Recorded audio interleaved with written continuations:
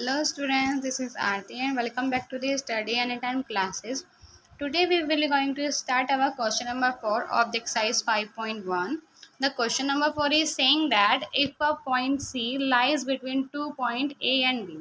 हमें क्या कह रहा है क्वेश्चन नंबर 4 कि एक कोई पॉइंट सी है जो कि ए और बी दो पॉइंट्स के बीच में लाई कर रहा है, ठीक है, वो भी such that A C is equal to B C, और इस तरीके से लाई कर रहा है कि ए सी और बी सी दोनों आपस में बराबर है। यानी अगर हम मान लें कि एक लाइन थी, इस पे यहाँ पे ये पॉइंट ए है हमारे पास, दिस पॉइंट बी है, और यहाँ पे ठीक बीच में क्या है हमारे पास पॉइंट सी है। इस तरीके से कि ये ए सी और ए सी जो है यानी ये वाला जो गैप है हमारा ये is equal to this gap है। तो हमें प्रूव करना है, then prove that A C is equal to the half of A B. तो हमें प्रूव करना है कि जो यानी ये ए सी है यानी ये इतना गैप जो है ये पूरा क्या है, इस पूरी लाइन का हाफ है, और एक्सप्लेन करना है by the drawing the figure.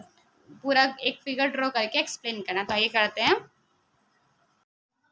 तो देखिए क्या गिवन था हमें कि कोई दो पॉइंट थे ए और बी और उनके ठीक बीच में था पॉइंट सी। अगर हमने इस तरह लेट कर लिया है कि ये इस तरह हमारे पास हमने लाइन बना दी है, पॉइंट है हमारे पास ए एंड बी, ठीक है, और ठीक बीच में क्या है हमारे पास सी, ठीक है।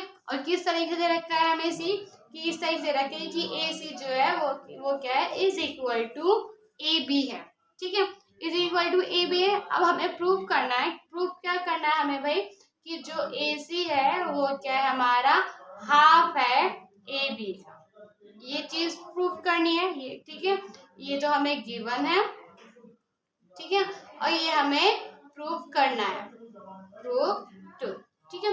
अब अगर बात करें यहाँ पे इसके सॉल्यूशन की तो नॉर्मल देखिए हमें क्या दे रखा है A C is equal to C B, यानी जो ये वाला पार्ट है ये इज इक्वल सी बी है, ठीक है। अब अगर मान लो अगर हम दोनों में क्या करें एक पार्ट ऐड कर दें, ठीक है, यानी अगर मान लो ए सी में इस ए सी को ही हम दोबारा ऐड कर रहे हैं यानी ए सी प्लस ए सी हो जाएगा, यानी हम प्लस लिख देते हैं, sorry, add A C both side, दोनों साइड क्या कर रहे हैं इसी पार्ट को ऐड कर रहे हैं, ठीक है। यानी इसमें यहाँ पे क्या था ए सी में अगर फिर से ऐड करें ए सी और बराबर में क्या है सी बी और सी बी में ऐड करें ए सी। अब देखिए ए सी और ए सी तो सेम वैल्यू है, तो ए सी को ए सी में ऐड करेंगे तो ये तो हो गया हमारे पास 2ac, ठीक है। एंड ये जो वैल्यू है हमारे पास सी बी और ए सी, अब देखिए सी बी और ए सी अगर ये दोनों आपस में जुड़ेंगे तो इन दोनों का सम कितना हो जाएगा, क्योंकि एक ये पार्ट मिलके क्या बनना है ये पूरा पार्ट बनना है, तो यानी इज इक्वल किसके हो गया ए बी के, ठीक है। अब देखिए जो 2 है यहाँ का अगर हम इसे दिस साइड लेके जाए हमारे राइट हैंड साइड पे लेके आए तो यहाँ पे क्या मल्टीप्लाई दिस साइड आए क्या हो जाएगा डिवाइड, तो यानी ए सी इज इक्वल टू क्या हो गया हमारे पास ए बी डिवाइड में 2, यानी ए बी का हाफ। और इस तरह से अब ये क्या है हमें यही प्रूफ करना था। अब आप चाहे तो इस चीज को ए बी अपॉन 2 लिख लो या 1/2 के मल्टीप्लाई में ए बी लिख लो, बात आपकी एक ही है, ठीक है। प्रूफ हमारा नॉर्मल यही करना है, ठीक है। तो ये हमारा प्रूफ हो गया। चलते हैं हमारे नेक्स्ट क्वेश्चन पे, क्वेश्चन नंबर 5। तो देखिए क्वेश्चन नंबर 5 में हमें क्या बोला है, in question number 4 point C is called a midpoint. कि क्वेश्चन नंबर 4 में क्या जब आपने प्रूफ करके आए थे अभी ऊपर, ठीक है, क्या कहते हैं कि क्या करना था हमें कि पॉइंट सी को हमने प्रूफ किया था कि वो एक मिड पॉइंट है, क्योंकि मिड पॉइंट तभी वो इक्वल पार्ट में डिवाइड कर रहा है। तो इसी तरीके से लाइन सेगमेंट ए बी का मिड पॉइंट है, तो prove that every line segment has one and only one mid point. तो हमें ये प्रूफ करना है कि इसी तरीके से हर लाइन का सिर्फ और सिर्फ एक ही मिड पॉइंट होता है। तो आइए चलते हैं। तो देखिए बात करने में हमारे क्वेश्चन नंबर 5 की, क्योंकि अब एज इट इज हमें यही देखो फोर्थ में हमने क्या करा ये प्रूव कर था कि भाई क्या ए सी बिल्कुल हाफ है ए बी का, जो कि क्वेश्चन नंबर 4 के बेस पे, तो इसलिए यहीं पे कर रहे थे फिफ्थ को भी। अब फिफ्थ में हमें क्या बोला है कि हमें बिल्कुल जैसे हमने बिल्कुल प्रूव करा है कि नॉर्मल की हमारे पास रे है ए बी और कोई मिड पॉइंट है सी, तो हमें प्रूव करना है कि इसका किसी भी लाइन सेगमेंट का सिर्फ एक ही मिड पॉइंट होता है। अब देखिए एक ही पॉइंट मिड पॉइंट होता है तो उसके लिए हमें क्या करना पड़ेगा, सबसे पहले मान लेते हैं कि कोई एक अनदर मान ले कि मान लो यहीं पे क्या एक पॉइंट डी भी है, ठीक है, एक सी था एक डी था।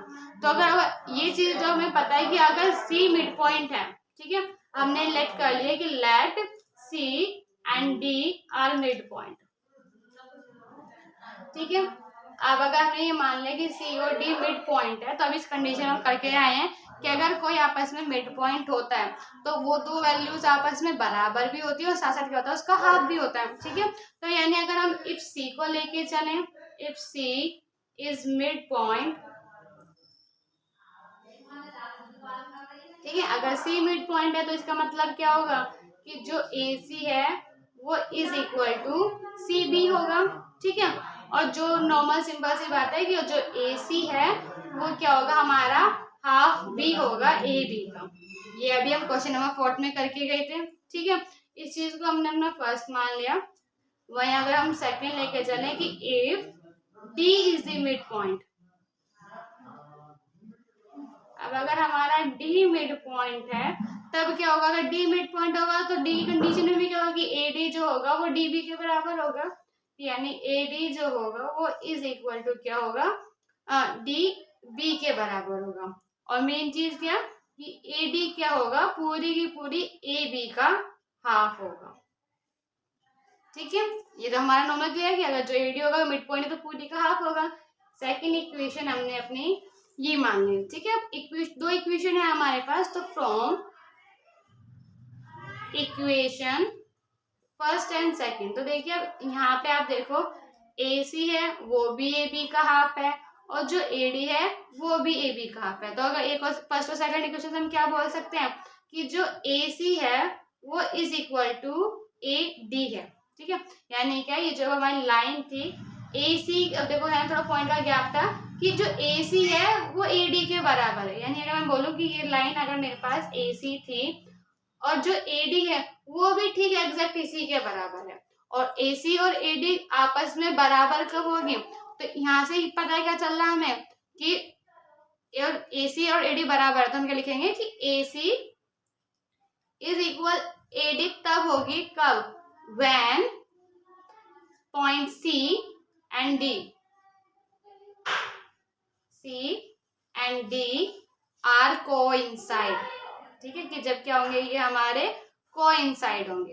कोइंसाइड का मतलब पता था कि ठीक यानी पॉइंट सी और डी दोनों एक यही पॉइंट है, दोनों अलग अलग पॉइंट नहीं होंगे। तो यहाँ से हमारा क्या क्लियर होता है कि किसी भी लाइन का एक ही मिड पॉइंट हो सकता है। अब चाहे उसी के ऊपर तुम कोइंसाइड कितने भी कर दो, डी भी रख दो कोइंसाइड ई भी रख दो, ठीक है, लेकिन मिड पॉइंट तो हमारा भाई एक ही है कि इसी पॉइंट पे ही मिड पॉइंट होगा, आप कहीं अलग जगह पर मिड पॉइंट नहीं निकाल सकते।